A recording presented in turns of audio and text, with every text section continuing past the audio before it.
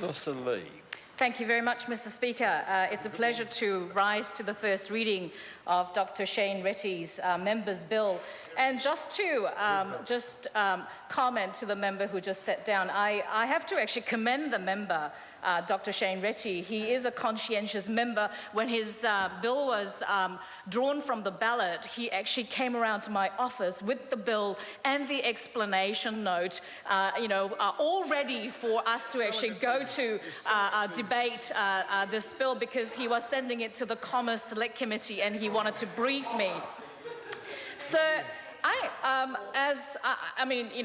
David Shearer, who is a member for Mount Talbot, has actually said he has tremendous respect for Dr. Shane Retty. I also, too, have tremendous respect for David Shearer. He has had a worldly experience, but I'm slightly confused as to how he actually thinks that a bank who lends customers money to buy certain consumer good can be liable jointly with the seller of the good. For example, what he's actually literally saying is that if the banks who loan the monies to people who purchase homes in Christchurch that was devastated by earthquake and they have earthquake damage, that those banks are liable for the damage as well. I think that's what he's actually saying. I'm a little bit confused as to his analogy as to how a third party who is actually the lender of the money to consumers can be jointly liable for something that goes wrong. Sir, you may not sort of understand, but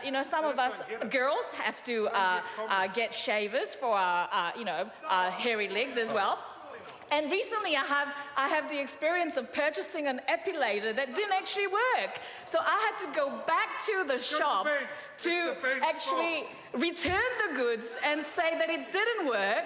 So if I had in fact borrowed money to purchase that epilator, but it wasn't just the shop that sold me a bung epilator that was liable, but also the bank that loaned me the money to purchase that epilator that would be jointly liable. That just doesn't make sense, sir. This bill is about separating the supplier of the good and the bank, the financier, the lender of the money, because they are the unrelated third party who should not be liable, sir. He is listening. I'm not so sure he's actually liking the examples. I don't know why I actually said that. But, sir, the aim of the bill is to amend the Consumer Guarantees Act 1993 by changing the definition of supplier in that act to exclude the lender, who is an unrelated party. And as Dr. Shane Retty actually said, if they happen to be related, for example, if I'm purchasing something from, let's say, David Shearer, I think he actually mentioned Hyundai, and he happened to be also a financier in that company, maybe as David Shearer Finance or something. He is a seller of that good as well as the financier. Then he should be liable. Both of those companies should be liable, because effectively he is that one person who is selling as well as financing. So in that sense, we're joining in one and separating in another. So what we're actually saying is that when they are unrelated party, they should not be liable. But if they are joint and related party, they should be liable. I think so. This is, I think I got that, Shane. I'm looking forward to the submissions process in the Select Committee, and I'm hoping that lots of people will actually submit.